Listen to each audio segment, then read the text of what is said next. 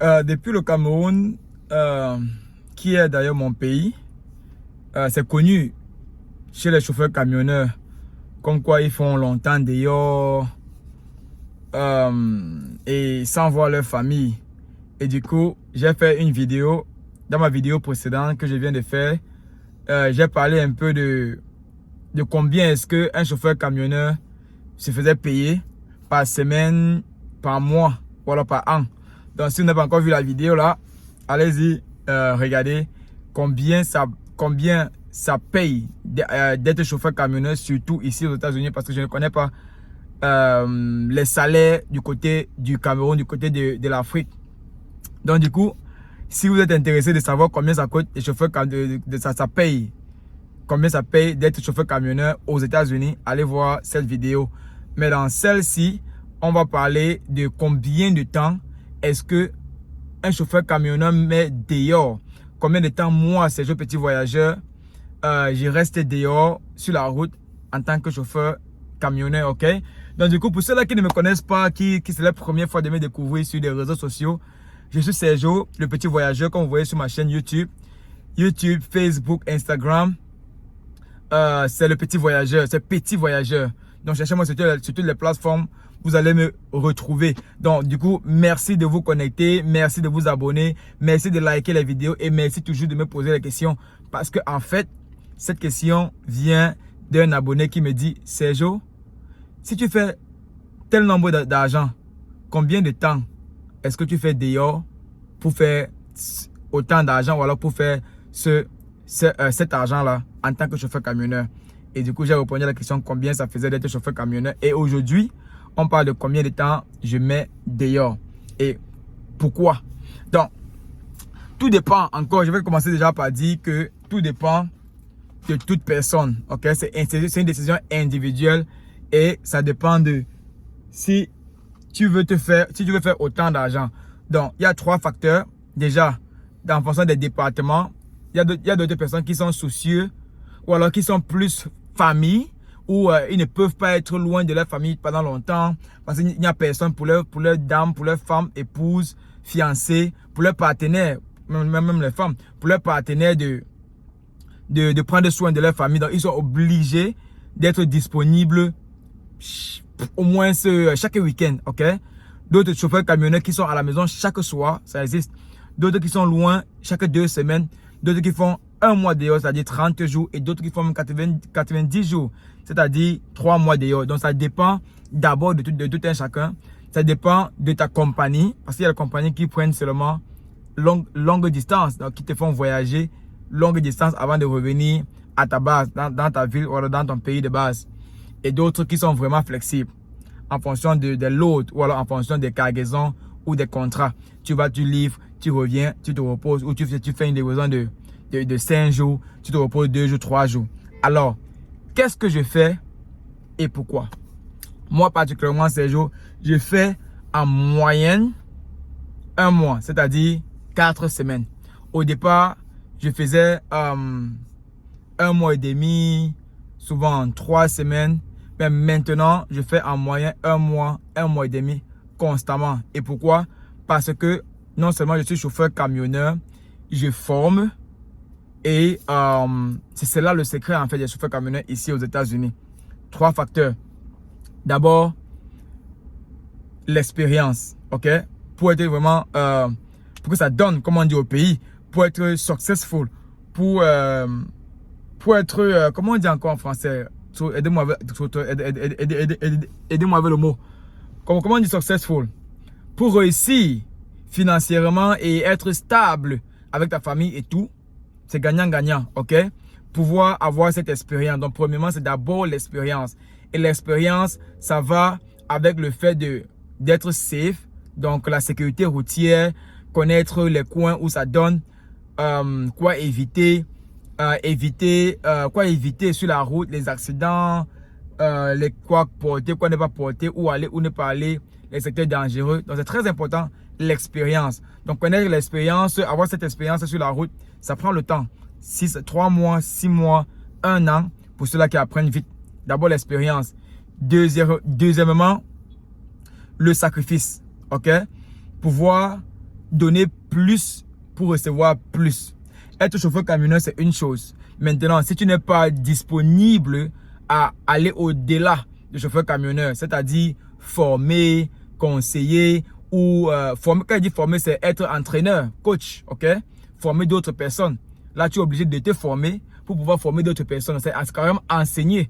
Et c'est ce que je fais. Donc, du coup, j'enseigne, je forme, je coach, je conseille et j'accompagne des personnes dans le métier de chauffeur camionneur et dans l'entrepreneuriat. Parce que je ne suis pas seulement chauffeur camionneur, je suis aussi entrepreneur. C'est pour ça que j'ai une compagnie. Donc, c'est ça, ce sacrifice. Pouvoir donner plus afin de recevoir davantage. Et la troisième chose, c'est pouvoir saisir les opportunités. OK? Donc, pour dire que si je quitte d'un point A, ça c'est une pyramide, okay? un triangle. Si je monte, je quitte à ma base, je monte, au lieu de rentrer à ma base, j'ai une cargaison qui est ici, qui va me donner d'avoir par exemple une bonne cargaison qui va me donner d'avoir un bon salaire avant de rentrer à ma base. Donc, quitter ici, je vais là-bas, quitter de là, redescendre ici. Au lieu de rentrer encore à ma base, j'ai décidé de descendre encore un peu plus au sud avant de remonter à ma base. Donc, pour dire quoi? Ce sont les opportunités. Je ne suis pas un employé d'une entreprise où on te dit fais 5 jours, va là-bas, va là-bas. Non, j'ai choisi mes routes. OK? Pour ceux qui sont ici aux États-Unis, c'est par exemple quitter de New York, aller en Pennsylvanie, quitter de la Pennsylvanie, aller au Texas, quitter du Texas, aller en Floride avant de remonter en Virginie et enfin dans le New Jersey. Donc en fait, faire la ronde que de quitter de New York, Ohio et revenir au New Jersey. Donc c'est un peu pouvoir saisir les opportunités qui te donnent d'avoir le maximum possible. Et plus tu es dehors à faire ce tour-là, ok, tu vas où il y a les opportunités, tu vas où il y a les opportunités, sachant que tu veux éviter les accidents, tu veux éviter les endroits où c'est creux, où c'est mort, mais toujours connaître tes points forts. Donc du coup, c'est l'expérience là et le temps que tu mets dehors te donne de savoir tourner.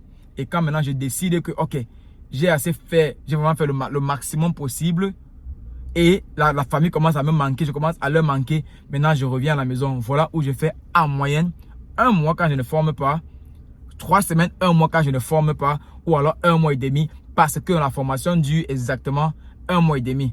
Donc je fais 1 mois, je prends les vacances, je reviens, j'ai fini la formation avant de relancer encore. Mais quand le gars est vraiment engagé et que les enfants ont été gérés, on a géré madame, on a géré la maison, je fais carrément 1 mois et demi, je finis la formation et je reviens à la maison faire. Vous allez me poser la question, combien de temps j'ai fait à la maison quand je dure comme ça dehors. Donc en moyenne, le plus souvent, c'est minimum 1 semaine. Ok? Au départ, c'était très difficile où je faisais 3 jours, 4 jours, mais pas plus de 4 jours au départ parce que j'avais besoin d'expérience. Et plus je reste à la maison, plus je paye le camion. Le camion m'appartient, donc je fais les traites, les paiements dessus. Donc si je reste à la maison, plus je reste à la maison, plus j'ai les paiements à faire et je ne travaille pas. Donc pour le match, je dépense un argent qu'il n'y a pas. Donc du coup, au départ, c'était très difficile où je faisais moins de temps parce que je dois sortir faire l'argent pour payer le camion. Maintenant, puisque j'ai l'expérience, je sais comment manager, je sais comment faire mes réserves. Donc je fais les réserves, je paye le camion à l'avance. Et maintenant, je rentre à la maison, fait minimum 1 semaine à 2 semaines. Au plus, 3 semaines. Là, c'est faire les paiements pendant 3 semaines pour pouvoir être libre de prendre les congés prolongés. Très important.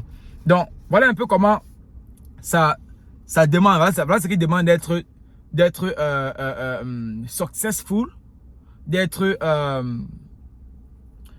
comme que j'ai perdu le mot, vous allez voir ça dans le titre.